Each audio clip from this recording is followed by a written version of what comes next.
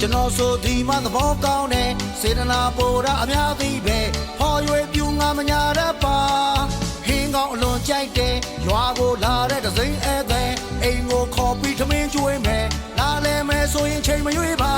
အိမ်လေးစားရွာတယ်ပါဟင်းကလက်ဖက်ရည်ဆိုင်နာကကွန်ရဆိုင်တပိကလမ်းသွဲတယ်အကွေလို့ဝင်တဲ့ပြင်စမားမြောက်အရက်ဆိုင်နဲ့တရက်နှစ်ထပ်အိမ်ကြီးဒါကြောင့်တို့နေတဲ့အိမ်